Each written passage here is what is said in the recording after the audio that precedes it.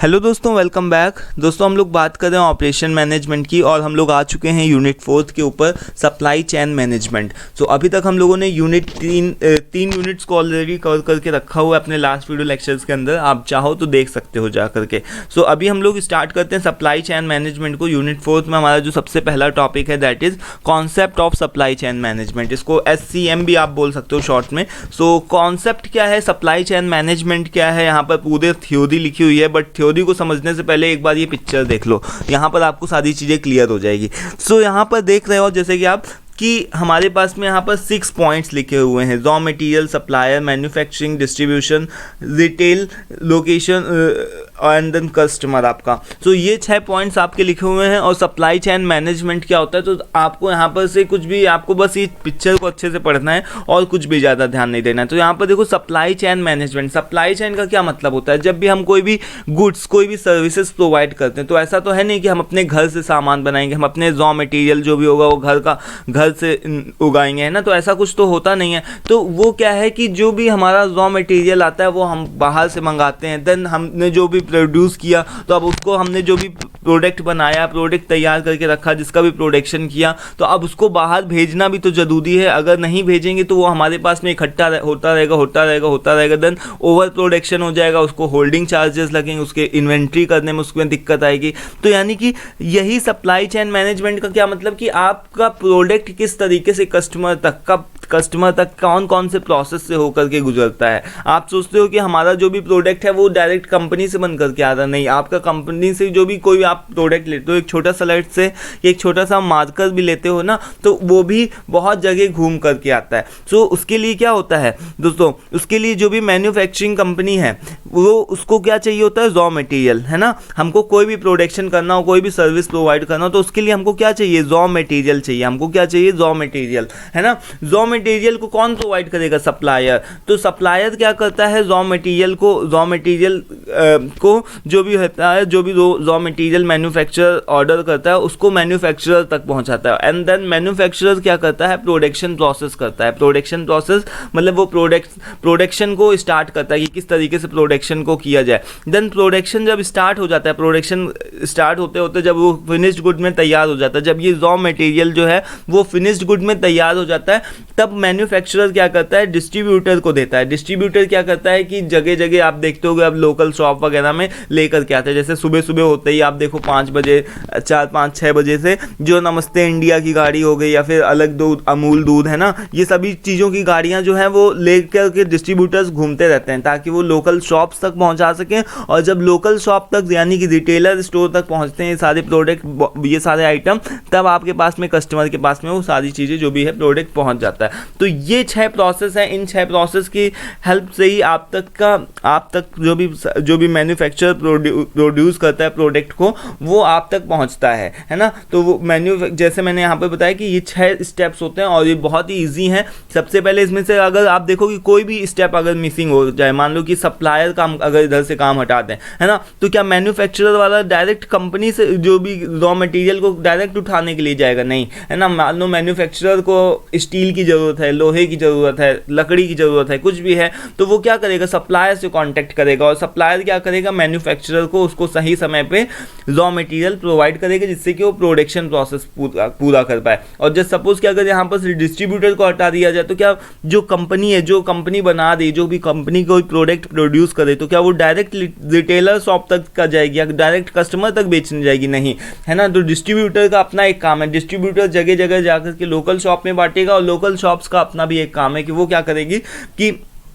Customer तक के जो भी होगा प्रोडक्ट को पहुंचाएगी। ये ऑनलाइन भी हो सकता है, ऑफलाइन भी हो सकता है ना। तो रिटेलर लोकेशन जो भी आप यहाँ पर देख रहे हो, तो रिटेलर शॉप जो है वो ऑनलाइन भी हो सकता है, वो ऑफलाइन भी हो सकता है, डज नॉट मैटर। तो यही होता है दोस्तों supply chain management. I hope कि आपको यहाँ पर पिक्चर से तो क्लियर हो गया होगा। अब देखो तो थोड़ा सा यहाँ पर से हम लोग थोड़ा थ्योरी को भी देख लेते हैं। तो यहाँ पर जो सप्लाई चेन मैनेजमेंट है, ये एक तरीके का ऐसा प्रोसेस है जिसमें हम क्या करते हैं, चीज़ों को कंट्रोल करते हैं, फ्लो ऑफ गुड्स को क्या करते हैं, बनाए रखते हैं, जिससे हम अपना प्रोडक्शन प्रोसेस कंटिन्यू करते रहें और हमारा जो भी सामान हो वो कंटिन्यूअसली कस्टमर तक हमारे पहुंचता रहे, है ना। मान लो जैसे कि अगर हमारे पास में कोई भी हम कुछ भी लेते हैं, जैसे हम साबुन लगाते हैं, और टूथपेस्ट का यूज़ करते हैं ना, तो ये सभी चीज़ें अगर मान लो कि हमारे पास आना बंद हो जाए, है ना, तो फिर क्या होगा, उससे हम इरिटेट होंगे, हम देखेंगे कि हम दूसरे सब्स्टिट्यूट जो भी अदर सब्स्टिट्यूट होते हैं यानी दो अदर तरीके के प्रोडक्ट होते हैं तो हम उनके पास में चले जाएंगे। मान लो हम पतंजलि का यूज़ कर रहे हैं तो अब पतंजलि का नहीं मिला तो हम डाबर का यूज़ करने लगेंगे, है ना। तो यहाँ पर क्या है कि SCM यानी कि जो सप्लाई चेन मैनेजमेंट है, इसमें हम क्या करते हैं कि सभी चीज़ों को कंट्रोल करके चलते हैं, यानी टाइमली जो भी आपका प्रोडक्ट है वो कस्टमर तक पहुँचना चाहिए। सो इट इन्वॉल्व्स एक्टिविटीज़ में बहुत सारी एक्टिविटीज़ इन्वॉल्व होती है, जैसे प्रोक्योरमेंट का क्या मतलब हुआ कि यानी सप्लायर से आप रॉ मटेरियल को अपने आप मंगा रहे हो, देन उसका प्रोडक्शन करो, देन उसका ट्रांसपोर्टेशन करो, वेयर हाउसिंग उसको गोदाम वगैरह में रखो और देन डिस्ट्रीब्यूट करो, है ना। तो यही इससे क्या होता है कि आपका प्रोडक्शन प्रोसेस स्मूथली चलता रहता है और कस्टमर तक आपका सामान पहुंचता रहता है। तो इसका जो मेन एम है वो यही है कि मिनिमम कॉस्ट के साथ में और एकदम सही समय पे, राइट समय पे, राइट प्लेस पर और मिनिमम कॉस्ट के साथ में आपका कस्टमर के पास में जो भी प्रोडक्ट पहुंचना चाहिए, है ना, तो वो क्या होगा कि वो कस्टमर सेटिस्फाई रहेगा। क्लियर। तो यहाँ पर क्या होगा, देन हमारे पास में क्या है कि एक और भी पॉइंट लिखा हुआ है, जो बहुत से ऐसे लोग हैं जो कि लॉजिस्टिक डिपार्टमेंट और सप्लाई चेन मैनेजमेंट को एक समझ लेते हैं, बट इसमें से बहुत ये दोनों एक दूसरे से रिलेटेड तो हैं but not exactly the same. ये क्वेश्चन कभी कभार पूछ भी लिया जाता है, एक बार शॉर्ट क्वेश्चन में पूछा गया था, difference between logistic and supply chain management. तो आपको ये चीज़ पता होनी चाहिए कि logistic is a part of supply chain management. Supply chain management का एक पार्ट है क्या लॉजिस्टिक। सप्लाई चेन मैनेजमेंट जो है वो बहुत ब्रॉडर है टर्म में। ये क्या है, सप्लाई चेन मैनेजमेंट एक काफ़ी बड़ा टर्म है, जबकि लॉजिस्टिक जो है वो सप्लाई चेन मैनेजमेंट का एक पार्ट है। लॉजिस्टिक वाले क्या करते हैं, ट्रांसपोर्ट करते हैं, जो भी प्रोडक्शन प्रोसेस होता है तो उसको ट्रांसपोर्ट करना और जो भी माल होता है उसका क्या करना, मूवमेंट करना। यहाँ पर देखो दिख रहा होगा कि मूवमेंट करना, जो भी आप माल बनाते हो तैयार करते हो उसका मूवमेंट करना, है ना, गुड्स का, मटेरियल्स का। तो लॉजिस्टिक डिपार्टमेंट यही करता है। देन इसके बाद में यहाँ पर सप्लाई चेन मैनेजमेंट का क्या काम होता है, ये काफ़ी ज़्यादा बड़ा टर्म में है, जबकि जो लॉजिस्टिक है वो इसका एक छोटा सा पार्ट है। तो इसमें देखो कि इसमें केवल लॉजिस्टिक की ही एक्टिविटीज़ नहीं इंक्लूड होती हैं, इसमें दूसरे अदर भी फंक्शंस, उसमें और भी अदर एक्टिविटीज़ भी यूज़ होती हैं सप्लाई चेन मैनेजमेंट में, जैसे प्रोक्योरमेंट का मतलब होता है दोस्तों माल को मंगाना, माल का जो भी ऑर्डर करोगी रॉ मटेरियल को अपने पास रखना, अपने पास में रॉ मटेरियल और अवेलेबल रिसोर्सेज जो भी रिसोर्सेज वगैरह उन सभी को अपने पास में रखना। देन प्रोडक्शन की प्लानिंग करना, प्रोडक्शन का प्लान करोगे, प्रोडक्शन करोगे, देन उसके बाद में डिमांड की फोरकास्टिंग करोगे, जैसा भी डिमांड जो भी होगा उसके साथ में आप प्रोडक्शन तैयार करोगे, प्रोडक्शन को भेजोगे डिस्ट्रीब्यूटर के हेल्प से कस्टमर तक का, देन आप रिलेशनशिप बिल्डअप करोगे। तो यही सारी कुछ एक फ्लो, यही सारी जो भी चीज़ें हैं ये सप्लाई चेन मैनेजमेंट की कुछ दूसरी चीज़ों के पार्ट हैं। तो सप्लाई चेन मैनेजमेंट में आपकी सारी चीज़ें आती हैं, सारी चीज़ें का मतलब सब कुछ इंक्लूड होता है, वो प्रोडक्शन डिपार्टमेंट भी इंक्लूड होता है, वो आपका डिस्ट्रीब्यूटर भी इंक्लूड होता है, उसको सभी के साथ में एक मेंटेन यानी कि एक रिलेशनशिप मेंटेन करके रखना पड़ता है। जबकि जो लॉजिस्टिक डिपार्टमेंट होता है वो क्या करता है, किसके लिए रिस्पॉन्सिबल है, केवल माल का मूवमेंट के लिए, किसके लिए कि जो भी सामान तैयार हो रहा है उसको मूवमेंट किया जाए, कस्टमर तक उसको पहुंचाया जाए। ठीक है, सो ये हो गया सप्लाई चेन मैनेजमेंट का कॉन्सेप्ट और ये आपने पिक्चर देख लिया। देन इसके फीचर्स की बात करें तो कुछ भी नहीं है, इसमें इंटीग्रेशन होता है, सभी डिपार्टमेंट्स जब एक साथ मिल करके काम करेंगे तभी काम बन पाएगा। जैसे मान लो मैंने बताया ना कि अगर एक भी यहाँ पर 6 चीज़ में से एक भी चीज़ हट जाए, मान लो डिस्ट्रीब्यूटर हट जाए तो भी काम रुक जाएगा, या फिर सप्लायर हट जाए तो भी काम रुक जाएगा। तो इंटीग्रेशन सबका सम्मिलित होना जरूरी है। देन कोलेबरेशन, सबकी हेल्प से ही आप काम कर सकते हो कोलेबरेट करके। देन इससे इफिशियंसी बढ़ती है, विजिबिलिटी आपकी बढ़ती है, आपकी ट्रांसपेरेंसी बढ़ती है। देन रिस्क को आप मैनेज कर सकते हो कि मान लो कि कस्टमर को अगर नहीं समय पे टाइम पे जो भी प्रोडक्ट डिलीवर हुआ तो वो क्या होगा, इरिटेट होगा। तो इसका क्या है, रिस्क का मैनेजमेंट इससे हो सकता है।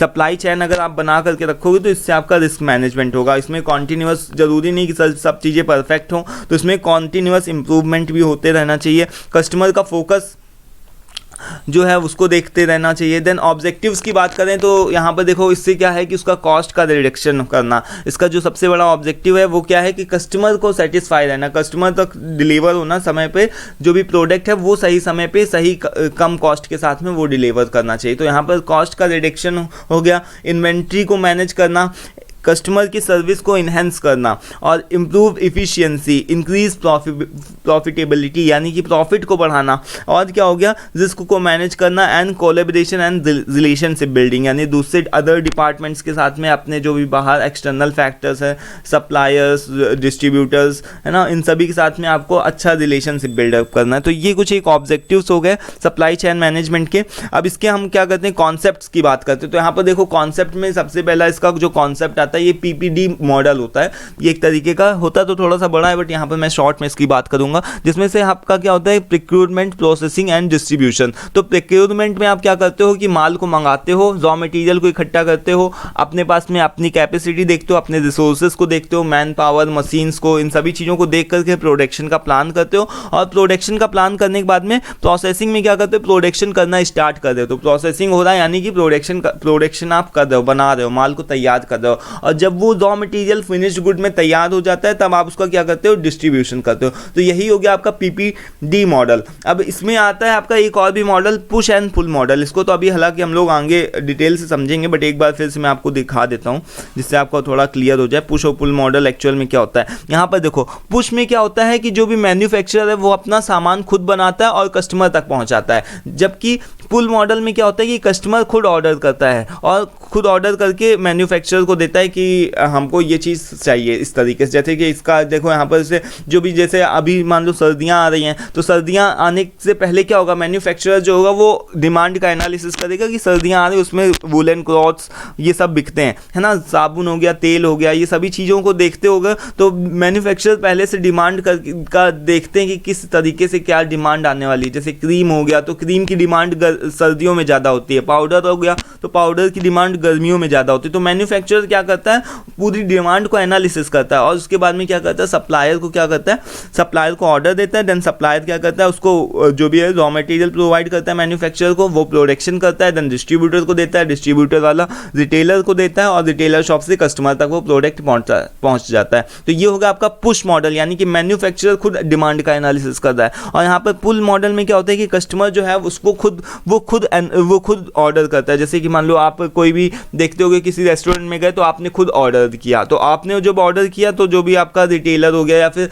अरे चलो इसका रेस्टोरेंट का एग्जांपल छोड़ो, आप कोई भी एक अपना कुछ भी और अदर मान लो, तो कस्टमर जब ऑर्डर करता है तो वो रिटेलर के पास में जाता है, रिटेलर को ऑर्डर किया है ना, वो रिटेलर क्या करेगा, डिस्ट्रीब्यूटर को बताएगा, देन डिस्ट्रीब्यूटर क्या करेगा, मैन्युफैक्चरर को बताएगा। अब उसको प्रोडक्शन प्रोसेस करना है तो वो सप्लायर को बताएगा कि हमको ये इस तरीके का गुड चाहिए, हमको इस तरीके का रॉ मटेरियल चाहिए। तो सप्लायर क्या करेगा, उसको सब वापस से ला करके देगा रॉ मटेरियल, वो फिर आगे करते करते कस्टमर तक फिर से वो प्रोडक्ट पहुंच जाएगा। इसका एकदम बेस्ट एग्जांपल आप लिख सकते हो, जैसे कि आप कार, जब भी आपको भी कोई कार खरीदने के लिए जाते हो तो आपको अगर अपने ऑर्डर के हिसाब से देना होता है तो आप अपने जो भी ऑर्डर करते हो, जो भी आप ऑर्डर करते हो वही उसी तरीके से आपका जो भी मैन्युफैक्चरर है उसी तरीके से उसी रॉ मटेरियल के हिसाब से वो आप तक पहुंच जाता है बना करके, है ना। तो ये हो गया आपका पुश और पुल मॉडल। यानी कि मैंने क्या बताया कि पुश मॉडल में क्या होता है, पुश मॉडल में आप जो आप मैन्युफैक्चरर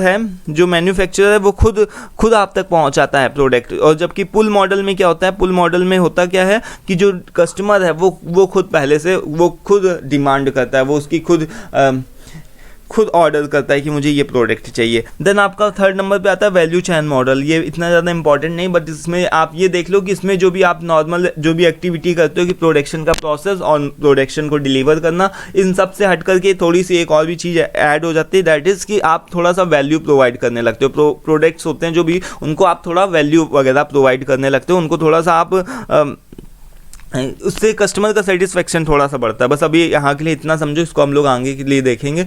और ये कॉन्सेप्ट हो गया SCM मॉडल का। अब इसके टाइप्स की बात करें तो यहाँ पर देखो सप्लाई चेन मैनेजमेंट के कई टाइप्स होते हैं, बट इसमें से यहाँ पर देखा जाए तो फंक्शनल टाइप, फंक्शन के हिसाब से, यानी कि सप्लाई चेन मैनेजमेंट को अलग अलग डिवाइड कर दिया हमने। सप्लायर का अलग एक बना दिया, प्रोडक्शन का एक अलग डिपार्टमेंट बना दिया, इन्वेंट्री मैनेजमेंट का एक अलग से स्टोर बना दिया, डिस्ट्रीब्यूशन के लिए अलग से कुछ लोगों को हायर करके रख लिया कि जो कि डिस्ट्रीब्यूट करेंगे। तो ये क्या हो गया, फंक्शन के हिसाब से सप्लाई चेन मैनेजमेंट हमने क्या किया, अलग अलग तरीके के डिपार्टमेंट्स बना दिया, अलग अलग तरीके के लोगों को बांट दिया कि तुम ये करोगे तुम ये करोगे।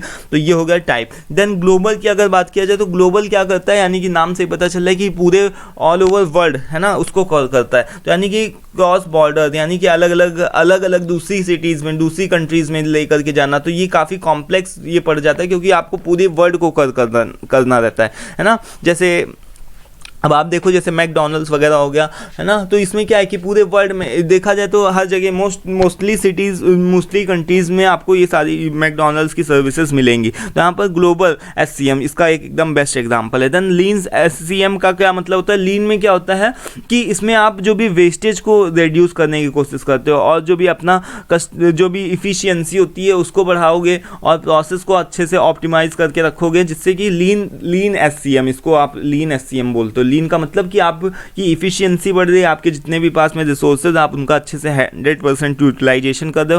देन आपके पास में जो भी वेस्टेज वगैरह है उसको क्या कर दो, रिड्यूस कर दो, वो होने नहीं दे दो, एलिमिनेट कर दो। देन ग्रीन SCM का सीधा सा मतलब होता है कि आप जो भी है सप्लाई चेन मैनेजमेंट तो कर दो, बट उसको आप ग्रीन तरीके से, ग्रीन का मतलब इको फ्रेंडली तरीके से, यानी इन्वायरमेंट को बिना नुकसान पहुंचाए हुए। जैसे कि यहाँ पर देखा जाए कि कार्बन के इमिशन को रोकने के लिए रिड्यूस करना, या फिर कोई भी ऐसी चीज़ जो कि वेस्टेज हो रही है उसको मिनिमाइज़ करना, इको फ्रेंडली बनाना, और साथ ही साथ में यानी कि कोई भी ऐसी चीज़ जो कि आपके इन्वायरमेंट को नुकसान ना पहुंचाए, वही क्या होती है green SCM। Then raw SCM क्या होता है, ये एक अनदर कैटेगरी होती है। इसमें क्या होता है कि आप रॉ मटेरियल को अच्छे से देखते हो। रॉ मटेरियल को रॉ सप्लाई चेन का क्या मतलब हुआ, आपके पास में जो भी रॉ मटेरियल होता है उसको आप देखते हो, वो सही समय पे आप तक पहुंचना चाहिए, उसकी क्वालिटी सही तरीके की होनी चाहिए। यहाँ पर देखो सप्लायर्स, यानी कि एकदम सही समय पे पहुंचना चाहिए आपके पास में रॉ मटेरियल, उसकी क्वालिटी अच्छी हो, उसकी सही समय पे एकदम टाइमली अवेलेबिलिटी हो, उसको ट्रांसपोर्ट करने के लिए अलग अलग फैसिलिटीज़ अवेलेबल हो। तो यानी कि स्मूथ और efficient flow of raw material, यानी यहाँ पर आप इसको एक वर्ड में लिख सकते हो कि smooth and efficient flow of raw material, की रॉ मटेरियल का बहुत ही स्मूथली फ्लो होना, that call raw SCM। Then अगर हम इसके आगे की बात करें फैक्टर्स कौन कौन से होते हैं, तो इसमें बहुत सारे फैक्टर्स आपके डिपेंड करते हैं। जैसे हमने बताया ना कि कस्टमर की डिमांड भी फैक्टर करेगी। कस्टमर जब डिमांड ही नहीं करेगी तो आप प्रोडक्ट बना करके क्या करोगे। देन सप्लायर के साथ में आपका रिलेशनशिप अच्छा होना चाहिए। टेक्नोलॉजी के हिसाब से आपको अपने आप को अपग्रेड करते रहना चाहिए। जैसे जो भी नई लेटेस्ट टेक्नोलॉजी आ रही तो उसके हिसाब से आप अपने आप को अपग्रेड करो। देन कॉस्ट मैनेजमेंट, कॉस्ट को साथ में मैनेज करके रखो, जो भी कॉस्ट वगैरह हो कॉस्ट को कम से कम करने की कोशिश करो। देन इसके साथ में क्या है कि लीगल एंड रेगुलेटरी कंप्लायंस, यानी कि कोई भी गवर्नमेंट की तरफ से कोई भी लॉ आ गया, रूल आ गया, टैक्स बढ़ गए, तो ये सारे फैक्टर्स भी इसमें इंक्लूड होते हैं। देन सप्लाई चेन का कोलेब्रेशन, एक दूसरे के साथ में सब लोग कोलेबरेट करके चलो, मिल करके चलोगे तभी आप सप्लाई चेन मैनेजमेंट का यूज़ कर पाओगे, नहीं तो इस सप्लाई चेन मैनेजमेंट फेल हो जाएगा। क्योंकि अगर एक भी ऐसा डिस्ट्रीब्यूटर हो गया, मान लो कि रॉ मटेरियल ही समय पर नहीं मिल रहा, तो आप क्या ही प्रोडक्ट बनाओगे, है ना। मैन्युफैक्चरर वाला क्या प्रोडक्ट बनाएगा, और नहीं बनाएगा तो कस्टमर की डिमांड नहीं पूरी हो पाएगी। यानी कि एक दूसरे के साथ में कोलेबरेट करके चलो, आपको पूरी सभी चीज़ों को कोलेबरेट करके चलना है। अगर आप नहीं कोलैबोरेट करोगे तो वहां पर आपकी इंडस्ट्री के लिए, आपकी ऑर्गेनाइजेशन के लिए दिक्कत आएगी। देन इसकी कुछ ना कुछ लिमिटेशंस भी होते हैं। लिमिटेशन में देखा जाए तो इसमें क्या है कि काफ़ी कॉम्प्लेक्सिटी है, सभी लोगों को ट्रेनिंग देनी पड़ती है, कि बोलना पड़ता है, अलग अलग तरीके के लोगों के साथ में रिलेशनशिप बिल्डअप करना पड़ता है ना। इन्फॉर्मेशन को शेयर करना पड़ता है। मान लो कि कहीं कोई भी ऐसा, अब तो हमारे पास में अब हम सप्लाई चेन मैनेजमेंट का यूज़ कर सकते हैं, नहीं तो पहले तो क्या था कि हमारे पास में कोई इन्फॉर्मेशन का ज़्यादा नहीं था। हमारे पास में पत्र वगैरह, जो भी लेटर्स वगैरह लिखे जाते थे, उनकी हेल्प से हम थोड़ी सप्लाई चेन मैनेजमेंट कर सकते थे। हम अभी कर सकते हैं क्योंकि हमारे पास में फ़ोन है, इंटरनेट है, उनकी हेल्प से, यानी कि हम इन्फॉर्मेशन को शेयर कर सकते हैं। और क्या कर सकते हैं, ईमेल वगैरह खुद राइट करके हम क्या कर सकते हैं, जल्दी से एक दूसरे के साथ में इंफॉर्मेशन शेयर कर सकते हैं। तो अगर ऐसा हो कि इंटरनेट ना काम करे, या फिर ऐसा हो कि फ़ोन आपके पास में, आपका फ़ोन स्विच ऑफ हो जाए, तो उस केस में आपके पास में सप्लाई चेन मैनेजमेंट आपको करने में दिक्कत होगी। देन बहुत सारा रिस्क होता है, आपको एकदम टाइमली प्रोडक्ट भी चाहिए और बहुत ज़्यादा रिस्क भी होता है, ये एकदम सही पे आना चाहिए। तो काफ़ी ज़्यादा रिस्क, अनसर्टेनिटी होती है, कॉस्ट भी ज़्यादा लगती है, ग्लोबलाइजेशन भी होता है। ग्लोबलाइजेशन का मतलब क्या हो गया दोस्तों, कि मतलब बहुत सारे जब आप ग्लोबल लेवल पर आप अगर सप्लाई चेन मैनेजमेंट का यूज़ करोगे तो आप देखोगे कि वहाँ पर बहुत सारी आपको दिक्कतों का सामना करना पड़ रहा है, जैसे कि अलग अलग तरीके के लैंग्वेजेस हो गए, अलग अलग कल्चर्स हो गए। तो उन सभी कल्चर्स के साथ में आपको कोलैबोरेट करना, अलग अलग लैंग्वेजेस के साथ में आपको सीखना पड़ेगा, उनको उनकी भाषा में समझाना पड़ेगा। तो ये सब चीज़ों की लिमिटेड कंट्रोल, आप इसमें बहुत ज़्यादा कंट्रोल नहीं कर सकते। इसमें आप केवल दूसरों को केवल उनको प्यार से डील कर सकते हो, बहुत ज़्यादा कंट्रोल करके आप नहीं कर सकते, है ना। देन कॉन्टिन्यूस इंप्रूवमेंट की तो ज़रूरत पड़ती है। टेक्नोलॉजी का इंटीग्रेशन, जो भी टेक्नोलॉजी आ रही है तो उसके साथ में आप अपने आप को खुद से समय के साथ में अपडेट करके रखना पड़ता है। अगर आप ऐसा नहीं करते हो तो आपकी ऑर्गेनाइजेशन जो भी है वो घाटे में चली जाती है। तो ये कुछ एक सप्लाई चेन मैनेजमेंट के लिमिटेशन है, ठीक है। सो आज के इस वीडियो में हम लोगों ने दोस्तों सप्लाई चेन मैनेजमेंट को कर किया। अब इसका प्रोसेस भी इसको देख लेते हैं थोड़ा सा, बस 2 मिनट का काम है। तो सप्लाई चेन मैनेजमेंट का प्रोसेस क्या होता है? प्रोसेस में हम बात करते हैं, सबसे पहले हमारा क्या आता है कि प्लानिंग, यानी कि प्लानिंग करते हैं हम। प्रोसेस में क्या करते हैं सप्लाई चेन मैनेजमेंट की, हम क्या करते हैं प्लानिंग करते हैं कि कस्टमर की डिमांड को एनालिसिस करते हैं कि कस्टमर को क्या चाहिए। उसके बाद में सोर्सिंग देखते हैं कि सोर्सिंग में क्या करते हैं कि सप्लाई जो भी हम क्या करते हैं कि सोर्सिंग में कि हम अपने पास में अपनी कैपेसिटी को चेक करते हैं, अपने पास में जो भी रिसोर्सेज हैं उनको देखते हैं, और साथ ही साथ में जो भी बाहर के डिस्ट्रीब्यूटर्स हैं, सप्लायर्स हैं, उनके साथ में एक कॉन्टैक्ट कनेक्शन बनाते हैं। देन प्रोक्योरमेंट में क्या होता है दोस्तों कि हम रॉ मटेरियल को अपने पास में मंगाते हैं, यानी कि परचेज करते हैं किसको, रॉ मटेरियल को और सर्विसेज को सप्लायर्स की हेल्प से। देन प्रोडक्शन प्रोसेस होता है। प्रोडक्शन को में हम क्या करते हैं, यानी कि हम प्रोडक्शन करते हैं, जो भी रॉ मटेरियल हमारे पास में जब आ जाते हैं तो हम क्या करते हैं प्रोडक्शन करना स्टार्ट करते हैं, और जब प्रोडक्शन हो जाता है तब हम उसका इन्वेंट्री में उसको एक मैनेज करके रखते हैं, थोड़ा होल्ड करके रखते हैं, जिससे कि कस्टमर की डिमांड को हम पूरा कर सकें। लॉजिस्टिक डिपार्टमेंट का यूज़ होता है देन, यानी कि जो भी माल होता है वो कस्टमर तक पहुंचाया जाता है डिस्ट्रीब्यूटर्स की हेल्प से लोकल शॉप तक, और जब लोकल शॉप में पहुंच जाता है तो कस्टमर खरीद लेता है सामान को। तो कस्टमर की सर्विस का मतलब कि अगर मान लो कस्टमर को कोई फीडबैक देना हो, कोई भी उसको किसी भी तरीके की दिक्कत हो, तो वो क्या कर सके, अपना फीडबैक दे सके। तो कस्टमर के लिए सर्विस, यानी कि आप देखते होगे जैसे आप कोई भी फ़ोन वगैरह परचेज करके लाओ तो उसमें वारंटी मिलती है, और वारंटी जब मिलती है तो उसके अलग अलग सर्विस सेंटर होते हैं कि लेनोवो का सर्विस सेंटर, रेडमी का सर्विस सेंटर। तो जिससे कि आप वहाँ पर जाओ, अपनी फीडबैक, अपना जो भी प्रोडक्ट वगैरह उसको बताओ कि ये है मेरे प्रोडक्ट में। तो सर्विस सेंटर वाले क्या करते हैं कि आपकी जो भी क्वेरी है उसको नोट करते हैं और उसके हिसाब से आपको सॉल्यूशन प्रोवाइड करते हैं। तो ये होगा कस्टमर की सर्विस। तो यही है process of supply chain management, ठीक है। सो इसका हम लोगों ने यहाँ पर प्रोसेस को डिस्कस किया। आई होप कि क्लियर हो गया होगा। नेक्स्ट वीडियो में हम लोग push of bill supply chain management को पढ़ेंगे। ये इंपॉर्टेंट भी है, थोड़ा सा इसको अच्छे से देख लो। आज के इस वीडियो में तो आपने देख ही लिया, बट एक बार इसको और भी ज़्यादा देखना जरूरी है। सो ये था आपका सप्लाई चेन मैनेजमेंट, इसके ऑब्जेक्टिव सब कुछ हम लोगों ने कर लिया है, ठीक है। सो कोई भी दिक्कत, कोई समस्या हो आपको, आप फ्री हो कमेंट बॉक्स में कमेंट करके बता सकते हो। PDF PPT चाहिए तो उसके लिए आप व्हाट्सएप पे ले सकते हो आकर के, ठीक है। सो आज के इस वीडियो में दोस्तों इतना ही रखते हैं। वीडियो पसंद आएगा तो प्लीज़ उसको लाइक भी कर दिया करो। Thank you for watching this. मिलते हैं नेक्स्ट वीडियो में। Till then take care, thank you and bye.